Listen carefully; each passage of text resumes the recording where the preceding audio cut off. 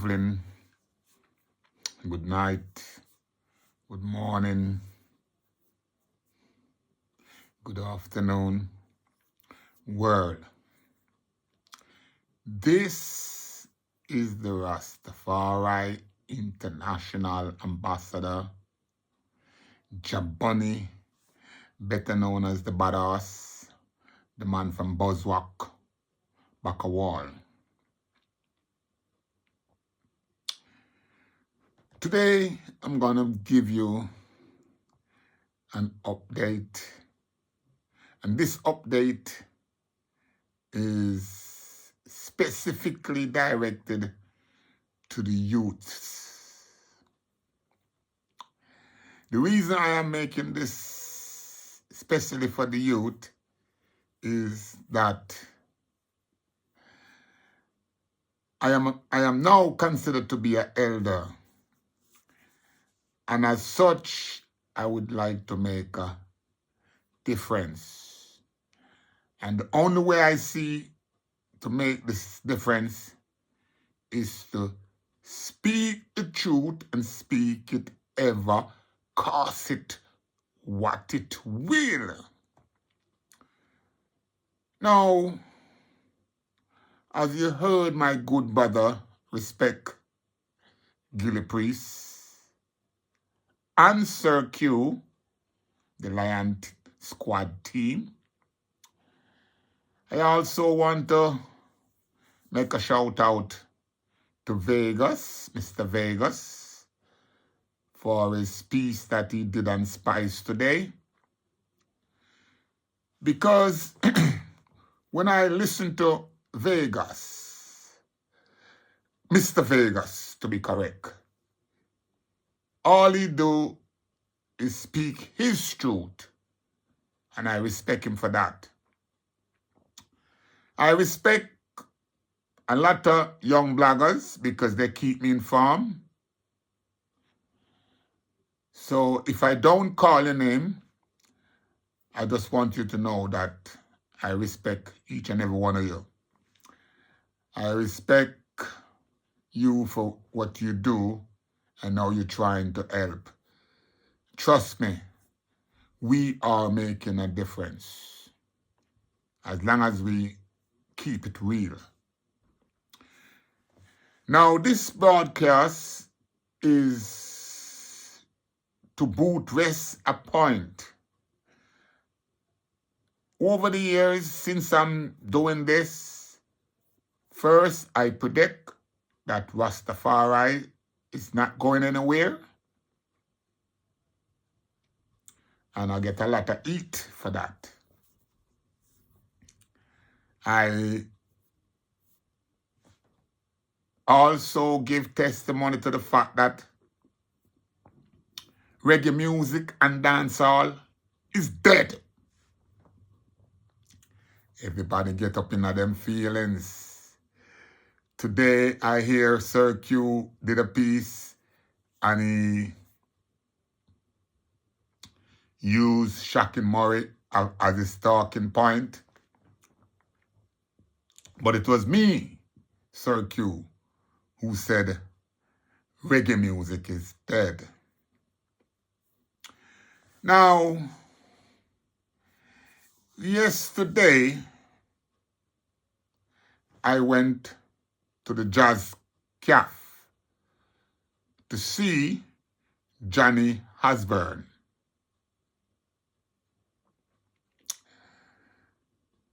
And I had us to make it clear. So I'll repeat it once again here. This city, London City, is my city. Nothing keep here related to reggae music, dancehall, without my input or involvement. I'm just saying it. Anyone have to question who me is related to the culture, then something is wrong, drastically. Now, I keep talking that the music dead and the music now gone away. And today, in Mr. Vegas' talk, I hear him mention Johnny Osbourne's name. But I'm here to tell you now that every one of our entertainers have sold us out. You hear me say, look, while? Every one of our entertainers have sold us out. The music dead and it done. Now watch no little man rise up now, because as them rise, them go straight to the plantation.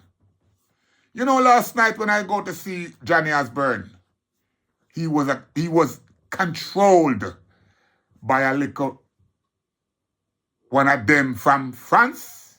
Can you imagine? I went to see Johnny Osbourne, and his road manager was a Frenchman. Can you believe this?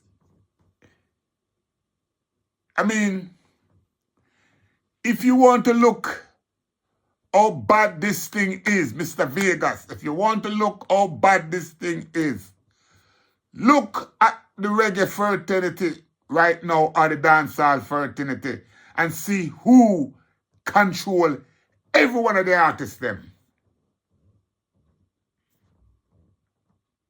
Don't get me wrong, there is a few artists that is running their own operation, but on the ground, when them reach anywhere here in Europe, them have to go through a controller. Now, it is clear, gone are the days when we, and I say we, meaning from Copeland Forbes come right down, when we used to manage our own artists.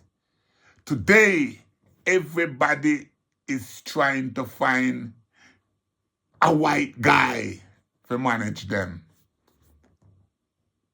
I mean, every one of our artists, there is not one today that is not being managed by one of them. How come? How come we can't manage ourselves? This is the big question. How come? How comes that we start something? This reggae music industry was started by us, and we carried come and see from Jamaica. How comes all the original producer, managers who is not dead, have to now revert to writing book, selling their story, and now every one of our artists is controlled by them, is managed by them. How come the only place reggae music is alive and kicking is in Europe? How comes? How comes our culture clash with Babylon, but it's only Babylon we are told for Babylon money? How comes? Make this thing make sense to me. But like I said, I'm not going to make this too long and drawn out, because I'm going to ask one of my good South African brother to come and let this thing make sense to you all. So keep it locked and listen careful now to my South African brother and what he have to say. And then you will see and hear the reality for yourself that Rastafari not going anywhere. Before I go, I want to make it very clear to most so-called Rasta that JahBunny and you are not on the same level. We are not. I don't share your agenda. I don't share your agenda for repatriation because if I have done it already. I have repatriated to both Zimbabwe and South Africa. My brethren from South Africa will tell you why I had to leave. He will tell you why I have to leave.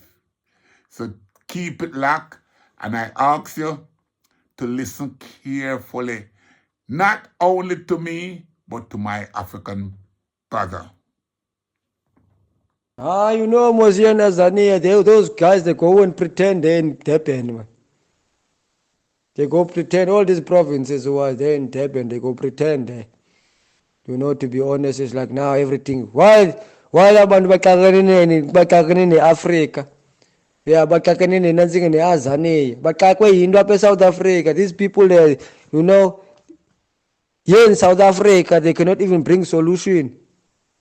They want to bring solution for Africa, talking about trade. While things is not happening here in South Africa, they're jumping for other bigger things instead of fixing the situation here in South Africa. You know, themselves are benefiting from the government. While our people is starving, are in poverty here in Azania. The Rastas are in poverty here in Azania. And then afterwards they go fetch people there from Jamaica to come and die here in South Africa. You know, these are the kind of things that I is looking at. I Jamaicans are treated like foreigners. You know, do you know how they persecute that elder of mine, Junior Nicholas, my king? And I don't feel irate to see that they are persecuting the elder. You know, yeah, you know, especially these bingy ones. They, you know, yeah, you know what I'm saying, my king. Such things that you see, man, there's no way forward. There's no progress. Our people is starving. Yeah, our people is in poverty. When we talk like this, we become enemy. Yeah, you talk too much on social media. You diss us. We don't disrespect you on social media. We're telling you the truth that you must stop letting our people be in poverty. You must stop misleading our people. What I'm asking you, leaders in Azania, stop being bosses of Rasta. Thanks, Bafo. See, they say 23rd July you can't trade, but the 2nd November you can trade. The Rastas are hypocrites, Bafo.